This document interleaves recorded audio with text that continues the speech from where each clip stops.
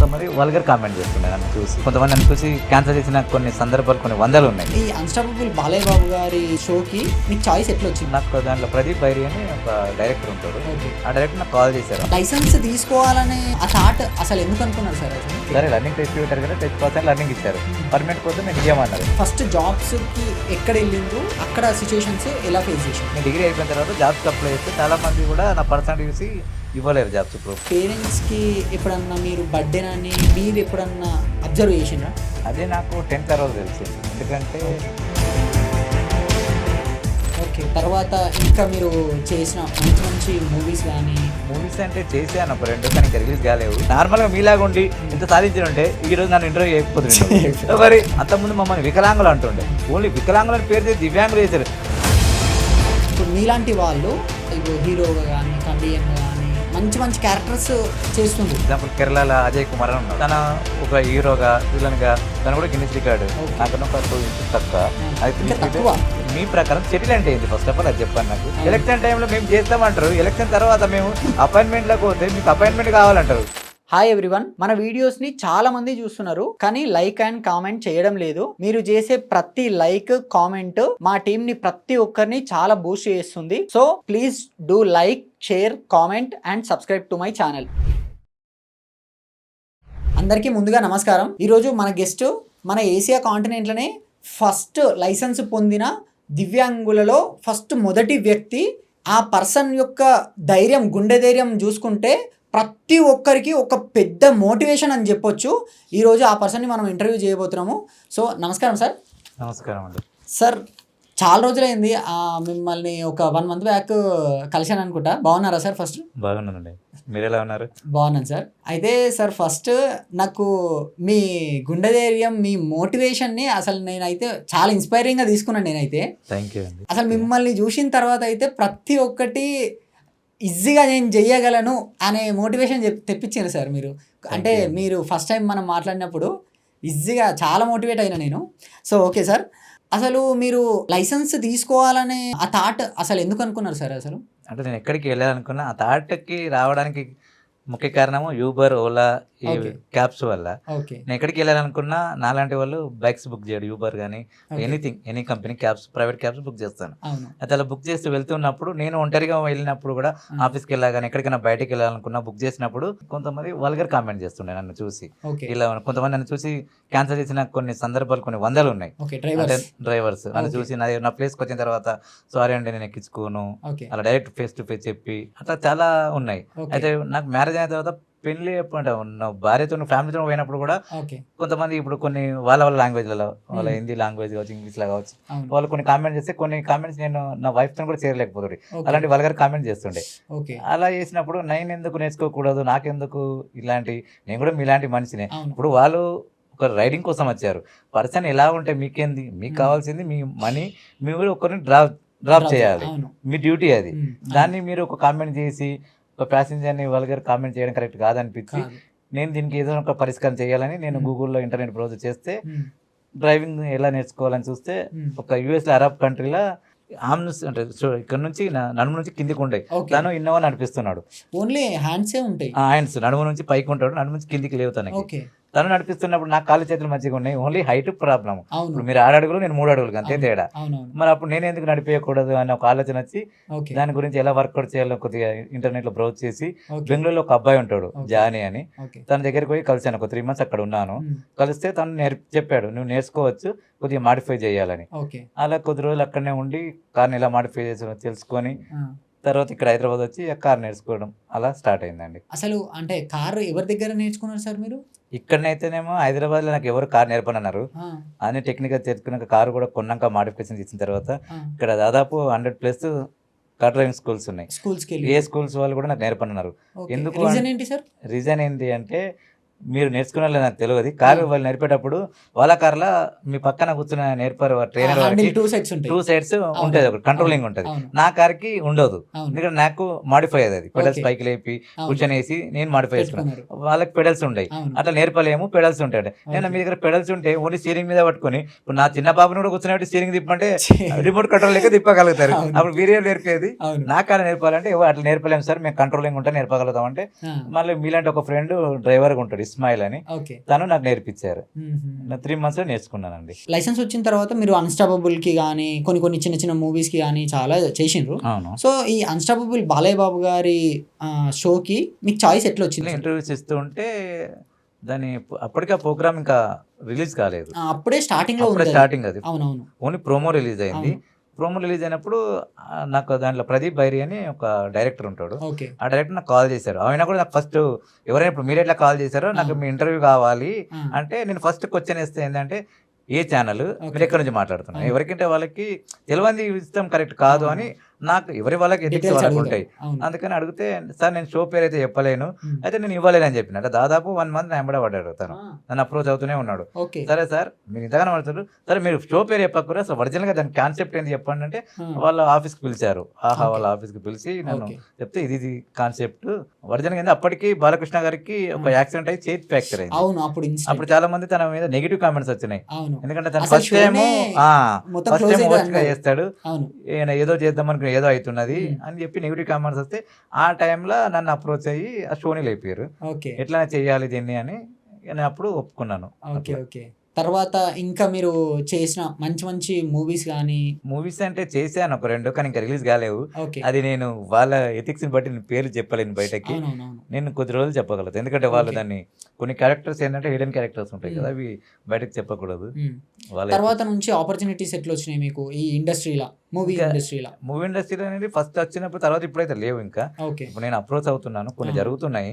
ఒకసారి 2-3 సినిమాలు ఇప్పుడు ఉన్నాయి, అవి రిలీజ్ దగ్గర ఉన్నాయి. రిలీజ్ అయిపోయిన తర్వాత చూద్దాం ఆపర్చునిటీస్ అనేది. మీరు మూవీ ఇండస్ట్రీలో ఎంటర్ అయిన తర్వాత అంటే చాలా మంది కామెంట్ చేస్తుంటారు కదా, తర్వాత ఏమన్నా కామెంట్స్ వచ్చినాయా లేదంటే నార్మల్ గానే చూసిండ్రా అందరు? ఇప్పుడు ఏంటంటే అప్పటికి ఇప్పటికి చాలా తేడా ఉంది. అప్పుడైతే నన్ను ఒక టాయ్ లాగా, ఒక జోకర్ లాగా, బఫన్ లాగా చూస్తుండే. ఇప్పుడు నన్ను ఒక మంచి పర్సన్, ఒక సెలబ్రిటీ లాగా రెస్పెక్ట్ చూస్తున్నారు. అది ఇప్పుడు నన్ను ఎక్కడ చూసినా కానీ అన్స్టాబుల్ వచ్చినావు కదా, పలానా షోలో వచ్చినావు కదా, పలానా ఇంటర్వ్యూలో వచ్చినావు కదా అని చెప్పి చూసి గుర్తుపడుతున్నారు. ఓకే సార్, ఇప్పుడు హాలీవుడ్ లో కానీ కొన్ని వేరే వేరే ప్లేస్లల్లో ఇప్పుడు మీలాంటి వాళ్ళు చాలా ఇప్పుడు హీరోగా కానీ కమెడియన్గా కానీ మంచి మంచి క్యారెక్టర్స్ చేస్తుండ్రు. అవును. సో ఇప్పుడు మీరు అట్లా ఎందుకు ట్రై చేయొద్దు? అలా చేయాలంటే ఇక్కడ టాలీవుడ్ వాళ్ళు మమ్మల్ని ఆ విధంగా చూపించాలి కదా. జనరల్గా ఏంటంటే ఇక్కడ టాలీవుడ్ ఇండస్ట్రీ ఎలా ఉందంటే మమ్మల్ని ఓన్లీ ఒక కామెడియన్ గా, ఒక జోకర్స్ లాగా చూడాలని, కొన్ని ఓన్లీ కామెడీ క్యారెక్టర్స్ ఇచ్చి, కొన్ని ఫనీ క్యారెక్టర్స్ ఇచ్చి, అది కూడా ఒక 5 minutes 10 minutes స్క్రీన్ మీద కనిపించే క్యారెక్టర్స్ క్రియేట్ చేసి అలా ఇస్తున్నారు. అలా కాకుండా ఇప్పుడు కొంతమంది ఉన్నారు, ఎగ్జాంపుల్ కేరళ అజయ్ కుమార్ అని ఉన్నాడు. తన ఒక హీరోగా, విలన్ గా తను కూడా గిన్నిస్ రికార్డు. తన హైట్ 2.8, నాకన్నా ఒక 2 inches తక్కువ. అది 3 feet తక్కువ. అది 3 feet అయితే తను 2.8 inches, 2 feet and 8 inches. హీరోగా విలన్ గా మంచి ఫ్యామిలీ సెటిల్ అయ్యాడు. మరి తనకి ఎట్లా ఆపర్చునిటీస్ వస్తున్నాయి? ఇప్పుడు అక్కడ జనాలు ఎక్కడైనా జనాలు ఒకరే, అక్కడ చూస్తున్నప్పుడు ఇక్కడ ఎందుకు చూడరు? ఇప్పుడు అట్లాంటి హాలీవుడ్ లో కూడా పీటర్ డింగ్లే అన్నాడు, తనకు ఆస్కార్ అవార్డు విన్నర్. మరి తనైతే ఒక సినిమా గ్రేమ్ థ్రోన్ అని ఉంది ఒకటి, అంటే చాలా సినిమాలు ఉన్నాయి. తనే ఒక మెయిన్ క్యారెక్టర్, తనే హీరో, తననే విలన్, మొత్తం ఒక స్టోరీ, ఒక గేమ్ థ్రోన్ అయితే తనే మొత్తం స్టోరీ. మరి తనే ఎలా చూస్తున్నారు? మరి సపోర్ట్ చేస్తారు అంతే. అక్కడ ఏంటంటే ఇప్పుడు కొత్త వాళ్ళని, ఇప్పుడు ఎగ్జాంపుల్ ఇక్కడ సునీల్ గారిని తీసుకుందాం. ఫస్ట్ కామెడియన్ గా ఇంట్రొడక్షన్ అయ్యిండు, తర్వాత హీరోగా చేసిండు, తర్వాత ఇప్పుడు పుష్ప ద్వారా విలన్ గా చేస్తున్నాడు. విలన్ గా తన సక్సెస్ అయింది. ఇప్పుడు తన ఏంటంటే ఇక్కడ ఉన్న డైరెక్టర్స్, పెద్ద డైరెక్టర్స్ చాలా మంది డైరెక్టర్స్ కొత్త యాంగిల్ లో మాలాంటి వాళ్ళని చూపించండి. ప్రజలకి ఏం వస్తారు రెస్పాన్స్? ఇప్పుడు మా దగ్గర ఉన్న టాలెంట్ బయట పెట్టాలంటే డైరెక్టరే కదా. ఇప్పుడు మేము బయటకు వస్తామంటే మీరు యాక్సెప్ట్ చేస్తారా? నువ్వేం చేస్తారా కామెడీ అని చెప్పి పక్కన ఆడేస్తారు. ఆఫీసర్ చుట్టూ తిరిగినా ఇక్కడ మీ క్యారెక్టర్ లేదు బాబు, మీ క్యారెక్టర్ ఉన్నప్పుడు చెప్తామని చెప్పి చేస్తారు. ఇప్పుడు సీరియల్స్ లో కూడా ఇక్కడ పుత్రి అనే సీరియల్ ఫన్నీగా చేపిస్తున్నారు. మరి అది కరెక్ట్ కాదు కదా. మాలాంటివి కూడా మమ్మల్ని కూడా ఒక హీరోగా విలన్ గా పెట్టి చేసి చూడండి, సక్సెస్ అవుతుందా కాదు. ఇప్పుడు ప్రతి ఒక్క డైరెక్టర్ ప్రతి ఒక్క సినిమా తీయాలని 100% సక్సెస్ కావాలని తీస్తారు, కానీ వాళ్ళ ఎక్స్పెక్టేషన్ రీచ్ అవుతాయి, కొన్ని రీచ్ కావు పబ్లిక్ పరంగా. మరి ఇప్పుడు సక్సెస్ కాలేవని చెప్పి, ఫ్లాప్ అయిన సినిమాలు అని చెప్పి మళ్ళీ సినిమాలు తీయకుండా ఉండరు కదా. మా మీద కూడా ప్రయత్నం చేయండి, అవుతుందా కాదనేది దైవ నిర్ణయం, ఏమైతే తెలుస్తుంది కదా. చాలా మంది ఉన్నారు సార్ అట్లా, అంటే అంత పెద్ద రాజమౌళి లాంటి వాళ్ళు కూడా స్టార్టింగ్ లో ఫెయిల్యూర్ తోటే స్టార్ట్ అయ్యి తర్వాత అదే చెప్తున్నాను. మీరు ఎవరైనా ఒక డైరెక్టర్ ముందుకు వచ్చి మాలాంటి మీద కూడా కథ తీసేయండి, ఒక మంచి కథ తీసి మమ్మల్ని హీరోగా విలన్ గా పెట్టి చేయండి, ఒక మంచి వాళ్ళని. అప్పుడు సినిమా సక్సెస్ కాదో చూద్దాము. ప్రయత్నం చేయడం తప్పలేదు కదా, ఏదైనా ప్రయత్నం చేయలేము కదా. ఓకే సార్, ఇప్పుడు మీ పేరెంట్స్ చిన్నప్పటి నుంచి పెంచినారు కదా సార్, మీ పేరెంట్స్ కి ఎప్పుడన్నా మీరు బర్త్డేనని మీరు ఎప్పుడన్నా అబ్జర్వ్ చేసిండ్రా? అదే నాకు 10th తర్వాత తెలిసింది. ఎందుకంటే నేను అప్పటి వరకు ఎవరికి అప్పట్లో తెలియదు. ఎవరికి తెలియదు హైట్ అట్లా అని. నేను అవును. జనరల్గా ఎందుకంటే నేను గవర్నమెంట్ స్కూల్లో చదువుకున్నాను. ఓకే అంటే నాతో ఉన్న ఫ్రెండ్ సర్కిల్ అందరూ కూడా నాతోనే 10th వరకు వచ్చారు కాబట్టి ఓకే నన్ను ఎప్పుడు సెపరేట్గా చూడలేరు. అవును అప్పుడు మేరమైన ఫ్రెండ్స్ అన్నప్పుడు మీరు నేను ఇలా ఉన్నాను మీకు తెలిసింది కాబట్టి మీరు నాకు ఐడెంటిఫై చేయలేరు, నన్ను పిన్ అవుట్ చేయలేరు అక్కడ. అవునవును కాబట్టి నాకు ఇక్కడ అనిపించలేదు. ఎప్పుడైతే 10th అయిపోయి కాలేజీకి పోయినా అక్కడ కొంతమంది కామెంట్ చేయడం మొదలు పెట్టారు. ఓకే అప్పుడు అడిగితే అప్పుడు నాకు అర్థమైంది నేను ఇంకా పెరగలేను, వాళ్ళు పెరిగారు అని. అవును అది జీన్స్ ప్రాబ్లం వల్ల. మా ఇంట్లో అన్నదమ్ములు అందరూ మీలాగా ఉంటారు. ఓకే మా మమ్మీ డాడీ కూడా. నేను ఒక్కనే ఇంటికి పెద్ద కొడుకుని, నేను ఒక్కనే ఇలా పుట్టాను. 10th ఎప్పుడు అయిపోయింది సార్ మీది ఎడ్యుకేషన్? నా 10th 1995. ఇక్కడ నాది నేను పుట్టి పెరిగింది ఉమ్మడి కరీంనగర్ జిల్లా, ఓకే జగిత్యాల. నాది బీడీ కార్మికుల ఫ్యామిలీ. ఓకే మా నాన్న బీడీ బీడీ కార్మికుల బీడీ కార్మికులు. ఓకే మీకు ఐడియా ఉందో లేదో అవును తెలియదు. అక్కడ తెలుసు సైడ్ తెలుసు నాకు. కరీంనగర్ నిజామాబాద్ అంతా బీడీలే చేస్తారు. Warangal Karimnagar yeah, Siddipet exactly. అవన్నీ Yeah. అవును అక్కడ అవును. ఆ ఫ్యామిలీలో పుట్టి అంటే పెరిగింది. Poor family. చాలా పూర్ ఫ్యామిలీ. ఓకే అంటే మీకు అంత పూర్ ఫ్యామిలీల నుంచి డ్రైవింగ్ నేర్చుకోవాలి అనే అంత పట్టుదల ఎవరి సపోర్ట్ వల్ల? ఎవరు సపోర్ట్ అందరికి కామెంట్స్. నాకు ఎవరైనా ఇది చేయలేవు అంటే దానికి ఎందుకు చేయలేను అనేది ఫిజికల్లీ కాకుండా మెంటల్లీ చేయలేవు. టెక్నికల్ కానీ మెంటల్లీ చేయగలిగే పరిస్థితులు ఉంటే దానికి ఏదో ఒక విధంగా దారి వెతుక్కుంటా. ఓకే ఇప్పుడు ఎగ్జాంపుల్ ఈ సిచ్యువేషన్ ఈ టాపిక్ వచ్చింది కాబట్టి నేను 10th తర్వాత ఇంటర్మీడియట్ ఒకేషనల్ ఓఏ గ్రూప్ నాకు చాలా ఇష్టం. ఓకే ఒకేషనల్ ఓఏ గ్రూప్ తీసుకుంటే మా కాలేజీ లెక్చరర్ నా ఫింగర్ చిన్నగా ఉంటాయని చెప్పి, అలా టైప్ రైటింగ్ ఉంటుంది అని చెప్పి, టేబుల్ Okay. హైట్ ఉంటుంది నీకు సరిపోదు, నువ్వు ఎక్కడ దిగడం నీకు ఒక సపోర్ట్ కావాలి అని చెప్పి నేను బలవంతంగా ఒకేసారి ఓఏ గ్రూప్ సిఈసి చేసేయండు. నాకు అక్కడ హట్ అయినా. నాకు ఇష్టమైన సబ్జెక్ట్ నేను ఎంచుకుంటా అంటే మీరు బలవంతంగా తీసి వేరే సబ్జెక్ట్ నాకు ఇష్టం లేని సబ్జెక్ట్ వేస్తే నాకు ఇష్టం లేదని చెప్పి నేను బయటకు వచ్చి ఒక ఫ్రెండ్ కొన్ని ప్రైవేట్ ఇన్స్టిట్యూట్లు అడిగితే నేర్చుకోగలుగుతావు, వాళ్ళకి ఇట్లాంటి టేబుల్ వేసి నాకు చిన్న స్టూల్ ఫైబర్ స్టూల్స్ అది వేసి వాళ్ళకి కింద నాకు సెట్ చేసి నాకు నేర్పించారు. వాళ్ళకి నేను ఏం చేసినంటే ఇక సాధిస్తే ఏదైనా సాధించాలని చెప్పి నేను జగిత్యాల డివిజన్ లో టైప్ రైట్ అయ్యర్ లో స్టేట్ ఫస్ట్ వచ్చిన. స్టేట్ ఫస్ట్ ఇప్పుడు ఆయనకైతే సర్టిఫికేట్ చూపించిన. ఈయన టైప్ రాదన్నారు, ఎట్లా ఇచ్చినా అంటే అది గొప్పతనం. అంటే గొప్పతనం అనేది ఫాస్ట్ అయితే గొప్పతనం, స్టేట్ ఫస్ట్ రావడం ఏంది మరి. అవును చాలా మంది అప్పుడు నా ఫ్రెండ్స్ అన్నారు ఆయన మీద నువ్వు అంటే నిన్ను ఇట్లా కించపరిచింది నేను చేయొచ్చు అంటే. అసలు సార్ దగ్గర మాట లేకుండొచ్చు లేదు. మీ ముందు. నాకు ఏమైనా కించపరిస్తే నేను దాన్ని ఎందుకు చేయలేని ఆలోచించి దానికి ఏదో ఒక విధంగా వెతుక్కుంటా. ఒకవేళ మీకు ఐడియాస్ లేకుండా ఐడియాస్ ఇట్లా చేయొచ్చా చేయరాదా, ఎందుకంటే మీరు జనరల్ గా ఆలోచిస్తారు, మేము ఏంటంటే మా లెవెల్ ఆలోచిస్తాం. మా లెవెల్ ఆలోచించి మీరేమైనా సపోర్ట్ ఇస్తే చేయగలుగుతాం. అవును ఎవరైనా సరే డిసప్పాయింట్ చేయొద్దు, సజెషన్స్ ఇవ్వాలి, ఇట్లా చెయ్యు అని. అదే ఓకే సార్, మీరు లైసెన్స్ తీసుకోవడానికి చాలా ఫైట్ చేసిండ్రు కదా సార్. ఫస్ట్ స్టెప్ ఎక్కడ స్టార్ట్ చేసిండ్రు? నేను డ్రైవింగ్ నేర్చుకున్నా చెప్పాను కదా. నేర్చుకున్న తర్వాత లర్నింగ్ లైసెన్స్ కోసం లైసెన్స్ అప్లై చేస్తే వాళ్ళకున్న ఒక జీవోస్ కొన్ని ఎథిక్స్ ఉన్నాయి. ఇంత హైట్ ఉంటే ఇవ్వాలి, ఇంత హైట్ ఉంటే ఇవ్వకూడదు అని. నేనన్నా ఎప్పుడు క్లియర్ చేసి నాకు తెలియదు జీవో కాపీ. అప్పుడంటే ఒక 5 feet హైట్ ఉన్న వాళ్ళు ఉన్నారు. ఇప్పుడు చాలా మంది నార్మల్ గా నాకు తెలిసిన వరకు కూడా 5 feet తక్కువ వాళ్ళు కూడా ఇప్పుడు నార్మల్ పర్సన్స్ ఉన్నారు. మరి వాళ్ళకి లైసెన్స్ ఇవ్వరా అంటే వాళ్ళు ఏంటంటే నార్మల్ గా ఏదో ఎనీథింగ్ ఒక XYZ డ్రైవింగ్ స్కూల్ నేర్చుకొని పోయి వాళ్ళు డ్రైవింగ్ వస్తారో చెక్ చేయకుండా ఎవరో ఒక ఏజెంట్ ద్వారా బ్రోకర్ ద్వారా కనెక్ట్ అయిపోయి లైసెన్స్ పొందుతున్నారు. నిజంగా చెక్ చేస్తున్నారా డ్రైవింగ్ వస్తుంది? 100 మంది లైసెన్స్ తీసుకుంటే అలా 90 మంది డ్రైవింగ్ చేయరు ఇప్పుడు కూడా. ఓన్లీ లైసెన్స్ కావాలని చెప్పి తీసుకుంటున్నారు. మరి అది ఎంతవరకు కరెక్ట్? నాకు లైసెన్స్ కావాలని చెప్పిన అయితే నాకు లర్నింగ్ కూడా టెస్ట్ పెట్టారు. సరే లర్నింగ్ టెస్ట్ పెట్టారు కదా, టెస్ట్ పాస్ అని లర్నింగ్ ఇచ్చారు. పర్మనెంట్ కోసం నేను ఇవ్వమన్నారు. అప్పుడు నేను కోర్టుకి వెళ్ళి కొట్లాడినాను. కొట్లాడితే జడ్జి ముందు కూడా నేను డ్రైవింగ్ చేస్తే అప్పుడు నాకు లైసెన్స్ శాంక్షన్ అయింది. దాని తర్వాత మాలాంటి వాళ్ళకి చాలా మందికి అంటే మా డిజేబుల్ కేటగిరీలో లైసెన్స్ ఇవ్వడం మొదలు పెట్టారు. దాని తర్వాత రీసెంట్ ఒక 1 year బ్యాక్ కేరళ చేతులు లేవు, ఆమె కాళ్ళతో నడిపించింది, ఆమె కూడా లైసెన్స్ వచ్చింది. ఓహో రీసెంట్ ఒక 1 year బ్యాక్. ఇప్పుడు మీరు కోర్టుకి వెళ్ళిన తర్వాత ఎవరు ఫైనల్ చేసింది సార్ అక్కడ లైసెన్స్ కోసం? జడ్జి అంటే నేను చూపించాను. ఇప్పుడు నేను ఈ హైట్ ఎక్కాలి, ఈ హైట్ ఎక్కాలంటే నేను హైట్ ఎక్కలేను, కానీ ఏదో ఒక సపోర్ట్ తీసుకొని ఎక్కగలుగుతా కదా. నీ సీట్లో కూర్చుంటే కాదు కదా. ఇప్పుడు నాకు పెడల్స్ కావాలి.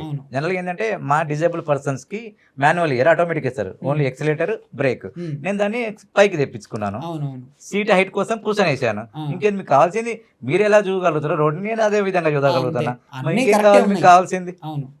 ఇప్పుడు నేను కంప్యూటర్ టైప్ చేయాలి, నేను మీ హైట్ కి నా హైట్. ఇప్పుడు మీరు చైర్ని కిందికి పైకి ఎలా జరుపుకుంటారు మీ హైట్ అడ్జస్ట్మెంట్, నేను సీట్ ని అట్లా అడ్జస్ట్ చేసుకున్నా. దానివల్ల ఇబ్బంది ఏంది మీకు? మీకు కావాల్సింది వ్యూ, నేను డ్రైవింగ్ చేస్తున్నా లేదా, అదే కదా మీకు కావాల్సింది. అది కన్ఫర్మ్ అయింది కదా. అది సార్ ఇప్పుడు చాలా మందికి ఏంటంటే ఏదైనా చిన్న ఇష్యూస్ అయితేనే చాలా భయపడతారు. సో మీకు ఎప్పుడు భయం వేయలేదా? నేను అంటే నాకు ఆ పక్క లైసెన్స్ వస్తుందా, నేను ఎప్పుడన్నా ఓడిపోతానా, నేను ఇంత కష్టపడి కూడా వేస్ట్ అవుతుందా అని ఎప్పుడు థాట్ రాలేదా? అంటే ఓడిపోతున్న తాట కంటే ఏంటంటే ఫస్ట్ ఏంటంటే ఓడిపోతున్నా మనమే డిసైడ్ అయ్యే కంటే బదులు మన ప్రయత్నం మనం చేద్దాం. ఒరిజినల్ గా వాళ్ళ ప్రకారం ఏమున్నాయి, రూల్స్ ఏమున్నాయి తెలుసుకోవాలి. తెలుసుకున్న తర్వాత మనం సాధిస్తామో వాళ్ళు ఇక్కడ జెన్యున్ రీజన్ చెప్తే పగలుతా. ఓన్లీ నువ్వు ఐటూన్ చూసి మా దగ్గర కాపీ లేదు అంటే ఇప్పుడు ఎప్పుడో ఎదుర్కొన్నప్పుడు ఇప్పుడు ఎట్లా ఉంటే జనరేషన్ చేంజ్ అవుతున్నాయి. ఎవరి 5 years జనరేషన్ చేంజ్ అవుతుంది. అదే జనరేషన్ పట్టుకొని చేయడం కరెక్ట్ కాదు కదా. ఓకే సార్, ఇప్పుడు మీరు చాలా మంది ఈ మ్యారేజెస్ విషయంకి వస్తే ఏదన్నా ఒక జాబ్ ఉండాలి, బిజినెస్ ఉండాలి, లేకపోతే ప్రాపర్టీ ఉండాలి అని ప్రతి ఒక్కరు చూస్తున్నారు ఇప్పుడు. అంటే చాలా మందికి ఇప్పుడు డిసీజెస్ రావడం కానీ, ప్రాపర్టీస్ లేకపోవడం కానీ, చాలా లాస్ అవ్వడం కానీ ఇలాంటివి చాలా జరుగుతున్నాయి. సో ఇప్పుడు మీ మ్యారేజ్ స్టార్టింగ్ నుంచి ప్రాబ్లమ్స్ ఎట్లా ఫేస్ చేసిండ్రు మీరు? అంటే ఎలాంటి ప్రాబ్లమ్స్ అంటే ఇప్పుడు మిమ్మల్ని చూడడానికి వచ్చిన మహిళ కానీ అలా. ఇప్పుడు ప్రజెంట్ ఉన్న జనరేషన్ అయితే ఇప్పుడు ఎగ్జాంపుల్ అమ్మాయికి కావచ్చు, అందరికి ప్రభాస్ లాంటి వాళ్ళు, మహేష్ బాబు, అల్లు అర్జున్ అలాంటి వాళ్ళు కావాలని చెప్తారు. అబ్బాయిలకేమో అనుష్క, త్రిష, కాజల్, ఇప్పుడున్న రిజైనా, శ్రీలీల ఇలాంటివి వాళ్ళు కావాలంటారు. అది అట్లా ఎవరి థాట్స్ వాళ్ళకి అనుకోండి. అలా అక్కడ నన్ను కూడా చూసిన చాలా మంది నాకు వచ్చిన, నాదైతే అరేంజ్ మ్యారేజ్, నాకు వచ్చిన పెళ్లి సంబంధం చాలా మంది.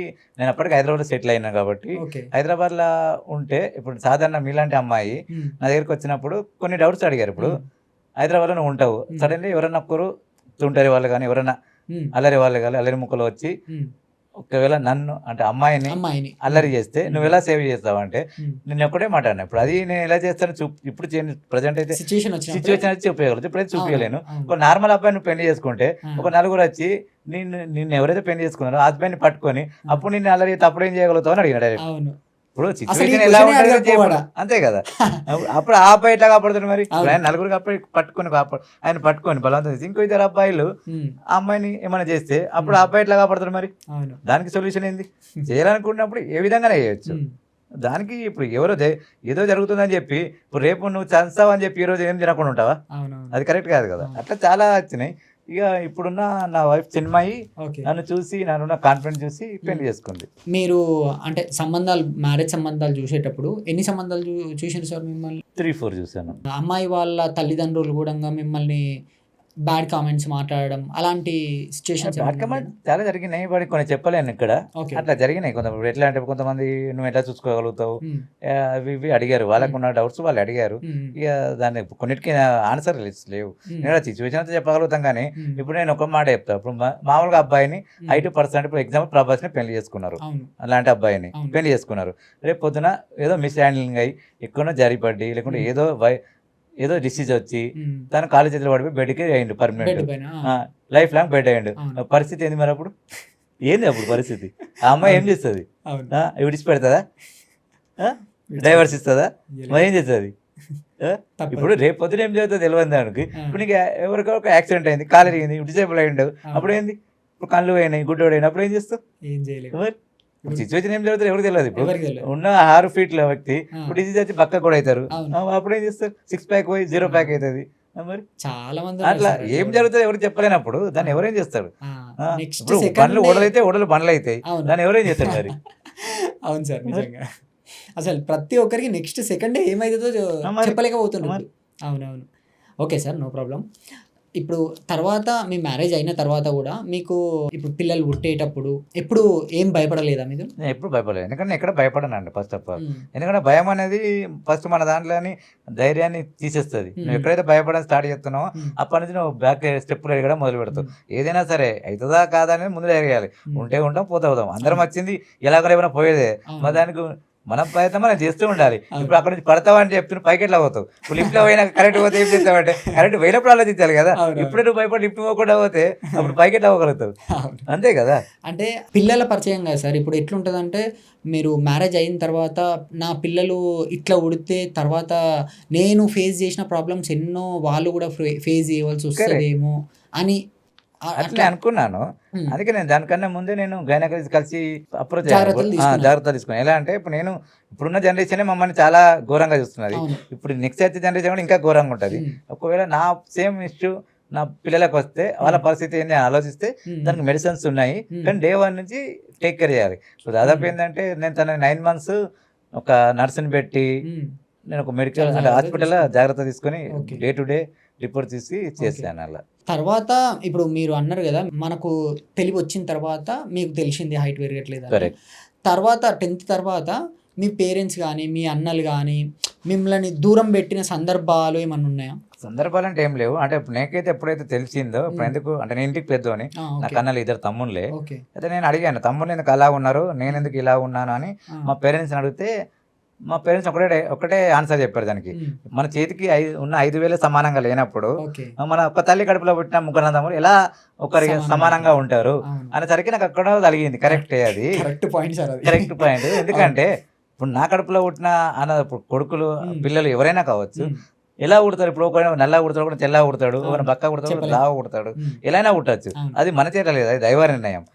మన చేతికున్న 5,000 సమానంగా లేవు. ఒకటి చిన్నగా, ఒక పెద్దగా, ప్రతి ఒక్క దానికి ఒక ఐడెంటిటీ ఉంది. నేను ఇంకొకటి ఏంటంటే దాని తర్వాత నేను మోటివేషన్ అయ్యి ఇప్పుడు ఒక సెలబ్రిటీని ఎలా చూస్తారో ఇప్పుడు నన్ను అలా చూస్తున్నారు. అప్పుడు కూడా నన్ను జోకర్ గా చూస్తున్నారు కావచ్చు వాళ్ళు, కానీ నేను సెల్ఫ్ గా ఫీల్ అయింది ఏంటంటే ఇప్పుడు ఒక చిరంజీవి, ఒక నాగేశ్వర, ఒక నాగార్జున ఆ టైంలో ఉన్న జనరేషన్ రోడ్ మీద పోతే, ఒక పబ్లిక్ గా పోతే ఎలా చూస్తారో నన్ను వింతగా చూస్తున్నారు. అంటే నేను ఒక సెలబ్రిటీని, వాళ్ళు ఏ విధంగా చూస్తే ఇప్పుడు వాళ్ళ మనసులో ఏముంది నాకేం, ఇప్పుడు నా గురించి నువ్వు ఏమనుకుంటున్నావు నాకేం చేస్తుంది, నీ మనసులో ఏమన్నా ఉండొచ్చు. నువ్వు నన్ను వింతగా చూస్తున్నావు అంటే ఐఎమ్ ద సెలబ్రిటీ. నేను అట్లా సెల్ఫ్ కాన్ఫిడెంట్ ఉండి నన్ను చూస్తారంటే నేను ఒక హీరోని, నేను ఒక సెలబ్రిటీని అని ఫీల్ అయ్యి నేను జీవితం సాగించిన. ఇప్పటికి అలా సాగిస్తా. ఇప్పుడు నన్ను చూసారంటే నువ్వు నన్ను చూస్తున్నావు అంటే, ఇప్పుడు నేను నార్మల్ గా మీలాగా ఉండి ఇంత సాధించిన ఉంటే ఈ రోజు నన్ను ఇంటర్వ్యూ చేయకపోతున్నాను. మరి నువ్వు ఏజ్ లో లేదు ఏజ్ లాగా తేడా. కాబట్టి నేను ఒక సెలబ్రిటీ. అందుకని అట్లా మోటివేషన్ అయ్యి ఆ విధంగా ముందుకెళ్తున్నా. కానీ అసలు మీ ఇన్స్పైరింగ్ జర్నీకి మీరు తీసుకున్న ప్రతి మూమెంట్లో ఆ మోటివేషన్కి హ్యాండ్సప్ సార్. అసలు థ్యాంక్ యూ అండి. నేనే చెప్తున్నా సార్, మీరు స్టార్టింగ్లో నాతోటి మాట్లాడిన మాటలే అసలు నేనే ఇన్స్పైర్ అయ్యి నేనే కొన్ని విషయాలలో మోటివేట్ అయిన సందర్భాలు ఉన్నాయి సార్. అసలు మీరు స్టార్టింగ్లో మ్యాక్సిమం నాకు తెలిసి ఒక 5 to 10 minutes మాట్లాడిన అనుకుంటా అంతే. సో ఇప్పుడు నెక్స్ట్ ఏంటంటే మీరు స్టడీ అయిపోయిన తర్వాత జాబ్స్కి ప్రిపేర్ అవుతారు కదా సార్. ఫస్ట్ జాబ్స్కి ఎక్కడ వెళ్ళిండ్రు, అక్కడ సిచ్యుయేషన్స్ ఎలా ఫేస్ చేసిండ్రు?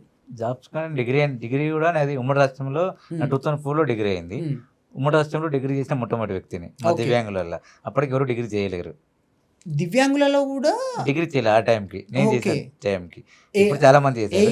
2004 అయింది. 2004లో ఎవరు డిగ్రీ చేయలేదు మా దివ్యాంగులలో. అప్పుడు ఉమ్మడి రాష్ట్రం ఉండే. ఉమ్మడి రాష్ట్రంలో మొట్టమొదటి దివ్యాంగుని. అయితే నేను డిగ్రీ అయిపోయిన తర్వాత జాబ్స్కి అప్లై అయితే చాలా మంది కూడా నా పర్సనాలిటీ చూసి ఇవ్వలేరు జాబ్స్. ఇప్పుడు సాఫ్ట్వేర్ కంపెనీలు ఎగ్జాంపుల్ గూగుల్ కావచ్చు, డెలైట్ కావచ్చు, ఇన్ఫోసిస్ కావచ్చు, ఇంకా చాలా కంపెనీస్ ఉన్నాయి. ఆ టైంలోనే పెద్ద పెద్ద కంపెనీస్ కి అప్రోచ్ అయ్యారు.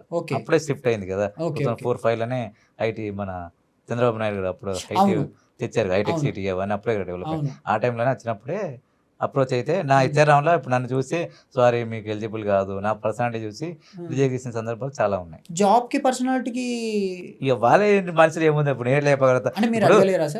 ఇప్పుడు ఎలిజిబుల్ కాదు నాకు సారీ ఇయ్యలేను అన్నప్పుడు నువ్వు ఎలా క్వశ్చన్ వేయగలుగుతావు? ఇప్పుడు నేను మీ దగ్గరికి వచ్చిన నేను నాకు జాబ్ కావాలని, లేదు సార్ సారీ అన్నప్పుడు నేను ఏం చెప్పగలుగుతా? అది మీ ఇష్టం, మీ కంపెనీ మీ నేను ఎలా దానికి క్వశ్చన్ వేయగలుగుతా? నువ్వు పిలిచి ఇయ్యలేవు అనేది క్వశ్చన్ వేయగలుగుతా, కానీ ఇంటర్వ్యూకి అయినప్పుడు సారీ మీలాంటి వాళ్ళకి లేదు అన్నప్పుడు ఏం చెప్పగలుగుతా? దాని దగ్గర తర్వాత ఎన్ని నెలలు ఎన్ని సంవత్సరాలు జాబ్ కి ట్రై చేసిండు సార్? అంటే ఒక 2-3 years తయారు చేసిన. 2-3 years ట్రై చేసి తర్వాత ఒక ప్రైవేట్ కంపెనీ, ఒక ఫ్రెండ్ ద్వారా ప్రైవేట్ కంపెనీలో వచ్చింది. అదే జాబ్ చేసుకుంటా ఇలా జీవనం సాగిస్తున్నాను అంతే. ఓహో, అప్పుడు వచ్చిన జాబ్ ని ఇప్పటికీ కంటిన్యూ చేస్తున్నాను. అదే. ఓహో, అంటే మీకు మ్యారేజ్ అయిన తర్వాత జాబ్ సెలెక్ట్ చేసుకుంటారా? మ్యారేజ్ కంటే ముందే జాబ్ ఉంది. ఓకే సార్, మీ ఇంటర్వ్యూస్ నేను కొన్ని చూశాను. తర్వాత మీరు డ్రైవింగ్ మీలాంటి వాళ్ళ కోసం డ్రైవింగ్ స్కూల్స్ అలాంటివి స్టార్ట్ చేస్తా అని నేను 2 years బ్యాక్ ఇంటర్వ్యూ ఏదో చూశాను. అన్స్టాపబుల్ చెప్పాను నేను. అది అంటే అలాంటివి ఏమన్నా స్టార్ట్ చేసి ఏమన్నా చేసింది? కానీ గవర్నమెంట్ దగ్గర ఫైల్ ఉంది. అప్పుడున్న బీఆర్ఎస్ ప్రభుత్వం దగ్గర కూడా ఉండే, ఇప్పుడు ఉన్న కాంగ్రెస్ ప్రభుత్వం రేవంత్ దగ్గర కూడా నా ఫైల్ ఉన్నది. ఒరిజినల్ ఏంటంటే నేను నేర్చుకున్న తర్వాత మాలాంటి దివ్యాంగులు ఇప్పుడు మీరు ఎట్లా ఇన్స్పైర్ అయ్యారు అంటే చాలా మంది ఇన్స్పైర్ అయ్యారు. నా కాన్సెప్ట్ ఏంటి అంటే నేను మీకు చెప్తాను క్లారిటీగా. ఇప్పుడు మీకు జాబ్ కావాలనుకుంటే ఎక్కడైనా చెప్పండి, నేనైనా జాబ్. ఇప్పుడు ఒక దివ్యాంగుని బాధ దివ్యాంగునికి తెలుస్తుంది, మీ బాధ మీకు తెలుస్తుంది, ఒక అమ్మాయి బాధ అమ్మాయికి తెలుస్తుంది, కాబట్టి ఒక అమ్మ బాధ అమ్మకి తెలుస్తుంది. అలా అన్నట్టు నా దివ్యాంగుని బాధ నాకు తెలుసు కాబట్టి నేను నేర్చుకున్న తర్వాత చాలా మంది నా దివ్యాంగులు నాకు ఫోన్ చేసి ఇప్పుడు నాకంటే మీలాంటి ఫ్రెండ్ నేర్పారు, అందరికి ఆ ఫ్రెండ్ అయితే నేర్పలేరు కదా, వాళ్ళు నేర్చుకుంటామన్నప్పుడు నాకు ఒక ఆలోచన ఏమొచ్చిందంటే నేను కూడా వీళ్ళ కోసం ఏదైనా చేయాలి. అప్పుడు నేను ఒక డ్రైవింగ్ స్కూల్ పెట్టి నాకు ఏం అడిగిన అంటే గవర్నమెంట్ ఒక 1000 స్క్వేర్ యార్డ్స్ ఉన్న Place. ల్యాండ్ ప్లేస్ కావాలి, ఓపెన్ ప్లేస్, పార్క్ కానీ ఎనీథింగ్. నేను అంటే డ్రైవింగ్ ట్రాక్ వేసి, ఎందుకంటే మీకున్న మన దగ్గర మాకు ఉంటుంది. అందరూ నాలాగా ఉండాలని గ్యారంటీ లేదు. కొంతమందికి భయపడతారు స్టీరింగ్ మీద కూర్చోగానే, ఇలా రోడ్లు హైదరాబాద్ రోడ్లు చూస్తే భయపడతారు. అందుకని నేను ఓపెన్ ప్లేస్ తీసుకొని దాని మీద ట్రాక్ చేసి ఒక 2 కార్స్ నా దగ్గర ఉన్నాయి. ఇప్పుడు నాలాంటి హైట్ ఉన్న వాళ్ళకి నేను ఇట్లా పెడల్ చేశాను. కొంతమంది కాళ్ళు లేని వాళ్ళకి చేతుల దగ్గర ఉంటారు, పాతకాలం అంబాసిడర్ టైప్ లో. అది మాడిఫికేషన్ కూడా నా దగ్గర ఉంది. చేతులతో నడిపి కంట్రోలింగ్ చేస్తాను, ఎక్సిలేటర్ అండ్ బ్రేక్. అలా ఆ విధంగా నేను డ్రైవింగ్ నేర్పించి వాళ్ళకి ఇప్పుడు ఎట్లా సీ క్యాప్స్ ఉన్నాయో ఓన్లీ డిజేబుల్ క్యాప్స్ అని నేనే కార్ కొనిచ్చి వాళ్ళకి సెల్ఫ్ ఉపాధిస్తాను. అది నా కాన్సెప్ట్. ఎందుకంటే ఇప్పుడు మా లాంటి వాళ్ళు ఎక్కడికి పోయినా కానీ మా పర్సనాలిటీ చూసి జాబ్ లేదు, ఏదో సానుభూతితో సింపతితో చూస్తున్నారు. మేము కూడా ఏందో నిరూపించదలుచుకుంటున్నాం. అందుకని దాని గురించి గవర్నమెంట్ అప్రూవల్ ఇస్తే నాకు కాన్సెప్ట్ ఇస్తుంది. అంటే మాలాంటి దివ్యాంగులకు ఒక ఉపాధి కల్పించి డ్రైవింగ్ నేర్పించి వాళ్ళు కూడా ఫ్యామిలీలో బతకగలుగుతారని. అంటే మరి గవర్నమెంట్ నుంచి ఎలాంటి రెస్పాన్స్ రాలేదు సార్? ఇంకా పెండింగ్ నడుస్తున్నది, చేద్దాం అంటున్నారు. 2 years బ్యాక్ నుంచి నడుస్తున్నది. 2 years అంటే ఒక 2 years అండి ఈజీగా. దాని తర్వాత అప్పుడే నేను అప్రోచ్ అయ్యాను. అప్పుడు బాలకృష్ణ గారు కూడా చెప్పారు నాకు, మీ డ్రైవింగ్ స్కూల్ పెట్టి నేను ఓపెనింగ్ వస్తా అని. తన కూడా సాయం చేస్తాను. బట్ అప్రూవల్ అయినాక సాయం అడగాలి కానీ అప్లై కాక సాయం అడగడం కరెక్ట్ కాదు కదా. ఓకే సార్, మీ జీవితంలో మీరు ఎన్నో ప్రాబ్లమ్స్ ఫేస్ చేసి వచ్చిండ్రు కదా. మీ జీవితంలో ఈ సిచ్యుయేషన్ వల్ల నేను చాలా గర్వంగా ఫీల్ అయినా అనే సిచ్యుయేషన్ ఏది? 2 ఉన్నాయండి. ఓకే, ఒకటి నా పెళ్లి. ఎందుకంటే ఈ ప్రజెంట్ ఉన్న సిచ్యువేషన్, ప్రజెంట్ జనరేషన్ లో నార్మల్ వ్యక్తులకి పెళ్లి కావడం ఒక గగనం అయిపోయింది, చాలా కష్టం. ఎందుకంటే కలరు, హైట్, వెయిట్, సంపాదన. మీరు అన్నట్టు ఎగ్జాంపుల్, ఒక అమ్మాయి ఒక 3 lakhs రూపీస్ పర్ మంత్ సంపాదిస్తే అబ్బాయి 5 lakhs సంపాదించాలి, అబ్బాయి 5 lakhs సంపాదిస్తే అమ్మాయి 6 lakhs సంపాదించాలి. ఆ విధంగా 35 ఏళ్ళు 40 ఏళ్ళు వాళ్ళకి వచ్చినా కానీ పెళ్లిళ్ళు కావట్లేదు. ఆ విధంగా నేను ఇలా ఉన్నాను, నాకు పెళ్లి అవుతుందని నెవర్ ఎక్స్పెక్టెడ్. ప్లస్ ఇంకోటి, నాకు ఇలాంటి బాబు పుడతారని కూడా నేను ఎక్స్పెక్ట్ లేదు. అందుకే నేను దేవుణ్ణి ప్రతిరోజు మొక్కునేది. అందరు ఏం మొక్కుంటారంటే, దేవుడు ఒకవేళ ప్రత్యేకత ఏం కోరుకుంటాడు, నాకు మళ్ళీ జన్మ అంటే ఉంటే మళ్ళీ నన్ను ఇలానే పుట్టించాలని కోరుకుంటా. ఎందుకంటే ఇలా పుట్టించినందుకే నాకు ఇంత పేరు వచ్చింది. ఈ గుర్తింపు నేను ఎప్పటికీ వదులుకోలేను. ఇలాగా పుడతా అందరు చాలా మంది నన్ను తిడతారు. ఇప్పుడు నా ఫ్రెండ్స్ కూడా, అరే నువ్వు ఇలా పుట్టి చాలా ఇబ్బంది పడుతున్నావు అంటే, నేను ఇలా పుట్టి నేను గర్వంగా ఫీల్ అవుతున్నా. మీరు ఇంకా పిక్చర్లు అని చెప్తాను డైరెక్ట్. ఎందుకంటే మీరు ఇలా ఉండి ఏం సాధించినా కానీ ఇప్పటికి కూడా అమ్మ మీద బాధపడి, పేరెంట్స్ మీద ఉండి ఆధారపడి బతున్నారు. నేను సెల్ఫ్ గా బతున్నా. ఇప్పటికి హైదరాబాద్ 30 years ప్లస్ అయింది. ఎవరి మీద ఆధారపడకుండా నేను ఓన్ గా బతున్నా. That is my confident level. మరి నేను మీలాగా ఉంటే మీరు దోస్తులు బట్టి ఏ విధంగా అవుతుండే, కానీ ఇంత గుర్తింపులు అయితే రాకపోతుండే కదా. ఓకే సార్, ఇప్పుడు మీలాంటి వాళ్ళు సమాజంలో చాలా మంది ఉన్నారు కాబట్టి వాళ్ళ కోసము గవర్నమెంట్ నుంచి ఎలాంటి సహాయం అందుతే బాగుంటది అని మీరు అనుకుంటున్నారు? ఎలాంటి సహాయం అంటే, ఫస్ట్ ఆఫ్ ఆల్ మాకు జాబ్స్ ప్రొవైడ్ చేయండి. ఇప్పుడు వాళ్ళు అంటారు, ఇప్పుడు అందరూ చెప్పినట్టు మీరు చేయలేరు అని. నేనంటాను, ఎందుకు చేయలేరు? మీరు ఇప్పుడు నేను చేస్తాను చేయని మీరు చెక్ చేయండి. ఇప్పుడు నేను ఒకటే ఎగ్జాంపుల్ చెప్తాను. ఇప్పుడు ఆర్టీసీలో ఉన్నారు బస్ స్టాండ్స్, కంట్రోల్ ఉంటాడు ఏ బస్ ఏ టైంకి వస్తుంది అని. ఇప్పటికీ చాలా మంది కంట్రాక్టర్ 80% రిటైర్డ్ అయిన ఎంప్లాయీస్ ని పెట్టుకుంటున్నారు. ఆయనకు పెన్షన్ వస్తుంది, ప్లస్ పార్ట్ టైం గా టెంపరీ జాబ్స్ ఇచ్చి అది 2 సాలరీస్ ఇస్తున్నారు వాళ్ళకి. నేనంటాను అలా విధంగా కూడా మాలాంటి దివ్యాంగుని పెట్టి చూడండి. ఇప్పుడు ఎగ్జాంపుల్ కాలు వేలు వాళ్ళని, లేకపోతే మాలాంటి వాళ్ళని, డ్రాప్ వాళ్ళని, మాలాంటి అబ్బాయిని ఇట్లా కుర్చీలో పెట్టి మేము మైక్ లో ఏ బస్ వస్తుంది మేము చెప్పలేమా? అందులో 50% మాకు ఇచ్చిన మీరు ఒక్క దివ్యాంగునికి జాబ్ ఇస్తే వాళ్ళ ఫ్యామిలీ బాగుపడుతుంది. అక్కడ ఒక్కైనకి జాబ్ ఇస్తే ఎంతమంది బాగుపడుతుంది నాకు తెలియదు, కానీ ఒక్క దివ్యాంగులు జాబ్ ఇస్తే ఇప్పుడు చాలా మంది కుటుంబాలలో మాలాంటి దివ్యాంగులని చిన్న చూపుడు, వాళ్ళ పేరెంట్స్ కూడా చిన్న చూపు చూస్తున్నారు. అలాంటి వాళ్ళకు మాకు కూడా ఒక జాబ్ ఉంది, గవర్నమెంట్ జాబ్ ఉంది, ఏదో గవర్నమెంటో ప్రైవేటో కాంట్రాక్టో వాట్ ఎవర్. నేను అదే ఇప్పుడు డైరెక్ట్ నేను ఉమ్మడి రాష్ట్రానికి అదే చెప్తున్నా, ప్రతి ఒక్క సీఎం కి ఉన్న ప్రధానమంత్రి కూడా ఇదే చెప్తున్నా. మాలాంటి దివ్యాంగునికి ఒక జాబ్స్ ప్రొవైడ్ చేయండి, ఒక అవకాశం ఇవ్వండి. మీరు చెయ్యలేను అన్నప్పుడు వాళ్ళందరి తరపు నేను పోరాడతా. ఒక అవకాశం ఇచ్చి చూడండి, ఒక 1 year కాంట్రాక్ట్ రాసుకోండి. మేము ఎక్కడెక్కడ అట్లా గవర్నమెంట్ కూడా పేరు వస్తుంది, రాష్ట్రానికి కూడా పేరు వస్తుంది. ఒక్కొక్క దివ్యాంగానికి ఇప్పుడు ఇప్పుడు నేను చెప్పినట్టు కొన్ని ఉన్నాయి జాబ్స్. ఇప్పుడు బ్యాంకులల్లా, ఆర్టీఓలల్లా, ఆర్టీసీలల్లా, చాలా కేటగిరీలల్లా మీరు ఒక్కొక్క ఎంప్లాయీని ఒక దాదాపు ఒక 10 మంది ఎంప్లాయీస్ ఉంటే అక్కడ 2 దివ్యాంగుని పెట్టి చూడండి. మీరు చేస్తారా చేయరు తెలుస్తుంది. అలా చేసినప్పుడు ఆటోమేటిక్ గా ప్రజలకు కూడా ఒక ఇన్స్పిరేషన్ అవుతుంది, ప్రభుత్వానికి పేరు వస్తుంది, దివ్యాంగులకు మేము ఉన్నాము అనే దివ్యాంగులకు తోడు అవుతుంది. ఓన్లీ కేంద్ర ప్రభుత్వం, రాష్ట్ర ప్రభుత్వాలు ఏంటంటే అంతకుముందు మమ్మల్ని వికలాంగులు అంటుండే, ఓన్లీ వికలాంగులని పేరు చేసి దివ్యాంగులు చేశారు, కానీ మన తలరాత చేంజ్ చేయలేరు. ఓన్లీ పేరు చేంజ్ చేసిన మాత్రం తలరాత చేంజ్ కాదు కదా, మీరు ముందడుగు వేయాలి. ఇప్పుడు పేరు చేంజ్ చేసి, ఇప్పుడు దేవుడా అని గాలికి దీపం పెట్టి దేవుడా అంటే దేవుడైతే దీపాన్ని కాపాడు, మన చేతులు అడ్డం పెడితే దీపం కాపాడతాం. మీ ప్రయత్నం మీరు చేయండి, మా ప్రయత్నం ఏం చేస్తాం. మేము 10 అడుగులు ఎత్తాడు, మీరు ఒక్క అడుగు వేయడానికి కూడా ముందుకు లేరు. ఎలక్షన్ టైంలో మేము చేస్తామంటారు, ఎలక్షన్ తర్వాత మేము అపాయింట్మెంట్ లకు పోతే మీకు అపాయింట్మెంట్ కావాలంటారు. చూడరు. మాకు దివ్యాంగులు కూడా డైరెక్ట్ అపాయింట్మెంట్ ఇవ్వండి, మాకు ఏం కావాలో మీరు చెయ్యండి, ఆదుకోండి. మేము ఫ్రీగా అడుగుతాం కదా, మాకున్న క్వాలిఫికేషన్ బట్టి మాకు జాబ్స్ ప్రొవైడ్ చేయండి. ఎంతో మంది దివ్యాంగులు చూడండి. ఇప్పుడు నేను 10 కిలోల బరువు నేర్పని మీరు నేర్పుతున్నప్పుడు నేను నేర్పని చెప్తాను కదా, మాకే కేపబుల్ చేయమంటున్నా.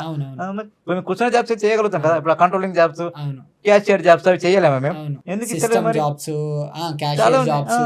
చాలా చేయగలుగుతారు. ఇప్పుడు ఆర్టీసీలలో ఫోటో తీయడము లైసెన్స్ కోసం పోతే అవి మేము చేయలేమా?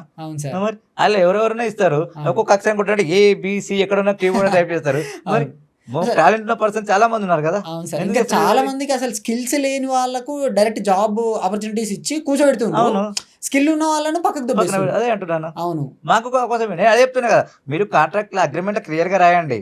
ఒక 3 months 6 months 1 year చూసి చూడండి. ఇప్పుడు ఎందుకంటే ఒక అమ్మాయి పెళ్లి చేసుకున్నా కానీ 6 నెలలు సంసారం చేసిన తర్వాత చూస్తారు కదా అమ్మాయి మనకు కాదెక్ట కాదని. నేను అంటున్నా అదే చెప్తున్నా, 1 year మా కాంట్రాక్ట్ ఇవ్వండి. మీరు చెయ్యలేరు, ఇది చేయలేరు అని చెప్పండి, నిరభ్యంతరంగా తీసేయమని నేను చెప్తున్నా కదా. నేను ఓపెన్ ఛాలెంజ్ ఇస్తున్నది గవర్నమెంట్ లకి, వాళ్ళందరి తరపు నేను కొట్లాడతా. వాళ్ళు ఎవరెవరు చేయలేరో వాళ్ళు మొత్తం లిస్ట్ ఇవ్వండి, నేను చూస్తా. ఎందుకు చేయరు? రంగంలో తీయకుండా ముందు మీరు చేయలేరు అంటే ఎలా అవుతుంది? రంగంలో దించండి ఫస్ట్, చేస్తామో చేయండి. ఇప్పుడు కబడ్డీ పోటీ ఆడకుండా మీరు గెలవలేరు ఓడలేరు అంటే ఎట్లా అవుతుంది? అది క్రికెట్ ఆడితేనే కదా స్టేట్ చేసేది. మరి బాల్ రా 6 రా తెలిసేది, బాల్ ఎక్కడ నువ్వు 6 కొట్టలేవంటే ఎట్లా తెలుస్తుంది? కదా. అవును, ఎగ్జాంపుల్ ఆర్సీబీ సార్ ఎన్నో సంవత్సరాల నుంచి అసలు కప్పు కొట్టింది, లైన్ గా 2 years ఇప్పుడు కప్పు కొట్టింది. అదే చెప్తున్నా, మీరు ఛాన్స్ ఇవ్వండి, అవకాశాలు ఇవ్వండి, చేస్తామో చేయమని చూపిస్తారు. ప్రతి ఒక్క దివ్యాంగులు చేయగలుగుతారు, అలా ఎందుకు చేయలేరు? ఆల్రెడీ ట్రాన్స్జెండర్స్ కి కూడా అసలు ఫస్ట్ జాబ్స్ ఇవ్వకపోవు సార్, కొట్లాడారు వాళ్ళు. ఇప్పుడు ఐ థింక్ 1 year నుంచి అనుకుంటా, 1 year నుంచో 2 years నుంచో జాబ్స్ ఇస్తున్నారు ప్రతి దాంట్లో. అవును, నేను అవును, పోలీస్ జాబ్స్ అయితే నేను చాలా ఒక 2-3 చూసిన. అదే చెప్తున్నాను, ఎందుకు చేయలేరు? అవును, మరి ఇప్పుడు చూసి ఇప్పుడు ప్రభుత్వమే గుర్తు, ఇప్పుడు మీరే వాళ్ళని వీళ్ళ పిల్లలు ఏలు పెట్టి మీరు చేయలేరు మీరే చెప్తే ఇక సాధారణ పబ్లిక్ ఎలా వస్తుంది? అవును, ఇప్పుడు ఇంట్లో వాళ్ళే నువ్వు చేయలేవు బయట వాడు కూడా అరే చేయలేరు అంటారు ఎవడైనా. ఫస్ట్ ప్రభుత్వం గుర్తించి మీరు ఒక బయటకు తీయండి కదా, బయట తీసి మీరు అవకాశం ఇవ్వండి, చేయగలిగితే అప్పుడు చాలా మంది. ఇప్పుడు నన్నే ఇప్పటికి కూడా మీరు అన్నకొచ్చి నన్ను చాలా మంది మాలాంటి దివ్యాంగులు పడతారు, నువ్వు ఎంత సాధించడం నీకే ప్రభుత్వం సపోర్ట్ ఇస్తలేదు, మాలాంటి వాళ్ళకి ఏం సపోర్ట్ ఇస్తుంది? మరి ఏదో నమ్మకం కుదురుతుంది. ఓకే సార్, ఇప్పుడు ఇదంతా జరిగిన తర్వాత ఇప్పుడు మీ మ్యారేజ్ అయ్యి I think more than 10 years అయిందా సార్? ఎక్కువైంది, 18 years అయింది. 18 years? నా బాబు 15 years బాబు.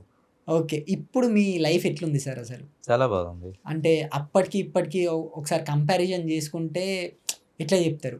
భూమికి ఆకాశం అనుకున్నా తేడా చెప్తా. అసలు చాలా మారిపోయింది అంటారు. చాలా మారిపోయింది చెప్తున్నా. పెళ్లి కట్ట ముందు షాపింగ్ పోతే మమ్మల్ని ఇక్కడ షాపింగ్ పోయినా ఎనీ షాపింగ్ పోయినా కానీ, ఇప్పుడు ఎగ్జాంపుల్ నువ్వు సేల్స్ బాయ్ అనుకో, నీ దగ్గర నీ కౌంటర్ కాడికి వస్తే నువ్వు తప్పించుకుంటుంటే ఎవరినో వచ్చి అరే వాళ్ళు వచ్చారు చూపియరా అని చెప్పి అట్లా జరిగిన సందర్భాలు చాలా ఉన్నాయి. నేను అప్పుడు కూడా ఫీల్ అయినా, ఎందుకంటే మీరు బట్టలు అమ్మడానికి ఉన్నారు, నేను కొనడానికి ఉన్నా. నేను ఎవరినైతే మీకు ఎందుకు, ఎలా ఉంటే మీకు ఎందుకు, మీకు కావాల్సింది మీరు ఒక ప్రొడక్ట్ అమ్మడానికి వచ్చారు, నేను కొనడానికి వచ్చాను అంతే. అమ్మాయి వ్యక్తి ఎలా ఉండొచ్చు, కొనే వ్యక్తి ఎలా ఉండొచ్చు. ఇప్పుడు అట్లా అంటే అమ్మాయి వ్యక్తి నల్లగా ఉన్నాడని చెప్పి నేను వాళ్ళ దగ్గర కొనకుండా పోతానా? చెప్పండి మరి. మరి అవును, అట్లా కాదు కదా. ఇప్పుడు నాకు ఏంటంటే నేను ఎక్కడికి పోయినా కానీ ఇప్పుడు రండి సార్ నా దగ్గర రండి, నా దగ్గర రండి అని పిలుస్తున్నారు. That is only fame and faith అంతే. ఓకే సార్, ఇప్పుడున్న యూత్ కి అమ్మాయిలకు కానీ అబ్బాయిలకు కానీ మీరు చెప్పే సజెషన్ ఏంది?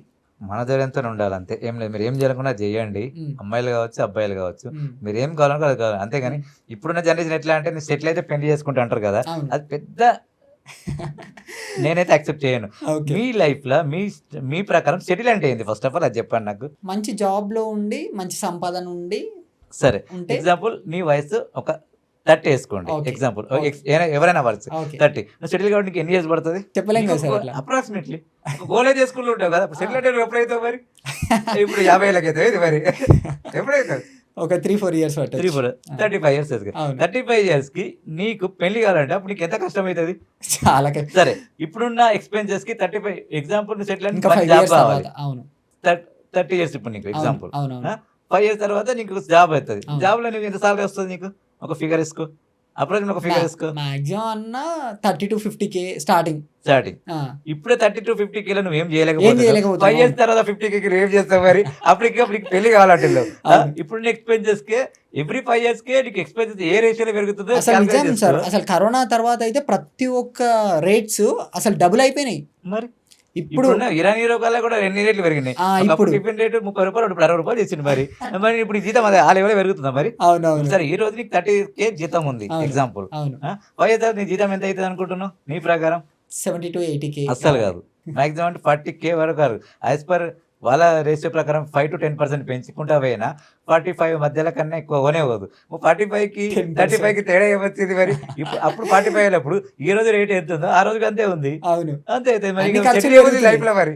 Life settle. నీ ఒక సెల్ఫ్ అది ఒక మనసులో ఏంటంటే ప్రతి ఒక్క అబ్బాయికి అమ్మాయికి లైఫ్ లో ఒక క్యూరియాసిటీ అంతే. అది ఓకే నేను ఒక సెటిల్ కావాలి, నాకు ఒక ఉండాలి. నాన్న, ఏ వయసు జరిగిందో ఆ వయసు చేయండి. చేయండి. ఇప్పుడు వయసు అనేది తిరిగి రాదు, టైం అనేది తిరిగి రాదు. పైసా ఈ రోజు కాకుండా ఎప్పుడు సంపాదించుకోవచ్చు. పైసా గురించి ఫ్యామిలీని ఎందుకు బాధపడతావు? ఇప్పుడు నువ్వు మీ ఇంట్లో పేరెంట్స్ కావచ్చు, మీ అమ్మ నాన్న కావచ్చు, మీ బంధువులు కావచ్చు, నీ పెళ్లి చూడాలనుకుంటున్నారు. నువ్వు ఇంకా 5 years తర్వాత ఎవరికి ఏమైతే తెలియదు. ఏమైతే తెలియదు. మరి ఇప్పుడున్న జనరేషన్ కి పేరెంట్స్ కి పిల్లలు పుట్టిన వాళ్ళకి అమ్మమ్మల నానమ్మల ప్రేమ దొరుకుతుంది అవును. Because of this only. Settle అయినా చేసుకుంటే సెటిల్ అయినా చేసుకుంటాను. సెటిల్ అయ్యి మళ్ళీ ఏమైతే పెళ్లి సరే పెళ్లి అవుతుంది. అవును. మరి పిల్లలు సరికి లేదు మనకి ఇంకా టైం కావాలి, నాకు ఒక 5 years కావాలి, అప్పటికి 40 అవుతుంది. సరే మీ 40 years ఒక పిల్లగారు పుట్టారు ఎవరో ఒకరు. అప్పుడు ఆ కూడా బాబుకి 20 సంవత్సరాల వరకు మీరు 60 ఏళ్ళు అవుతారు. మీరు ఆ బాబుని ఏం చూసుకుంటారు మరి? ఇప్పుడు అదే చేయలేదు. 70 years బతకడం చాలా గొప్ప. అవును ఇప్పుడున్న సిచ్యువేషన్ కి, ఇప్పుడున్న హెల్త్ ఇష్యూస్ కి, అవునవును. ఇప్పుడున్న జనరల్ ఫుడ్ కి 70-80 years ఏమే బతకడం Hmm. చాలా ఎక్కువ. మరి 60 years కి బాబుకు 20 years వస్తే బాబుకు పాపకి ఆ బాబుకు పెళ్లి ఎప్పుడు చేస్తావు? ఆ బాబు సెటిల్ ఎప్పుడు కావాలి? ఆ బాబు కూడా నీళ్ళగా తయారవుతాడు సెటిల్ అయినాక పెళ్లి చేసుకుంటాను. అవునవును. ఆయనకు జాబ్ ఎప్పుడు రావాలి? Hmm. మరి అప్పుడు ఆయనకి ఎవరు ఉన్నారు? దిక్కెవరు మరి? ఆయన అనాథ చేస్తారా మీరు మరి? ఓకే సార్, మా ఆడియన్స్ని ఇంత మోటివేట్ చేసినందుకు చాలా థ్యాంక్ యూ. థ్యాంక్ యూ అసలు చాలా తొందరగా ఇచ్చారు మాకు కూడా. Thank you sir. Thank you అండి.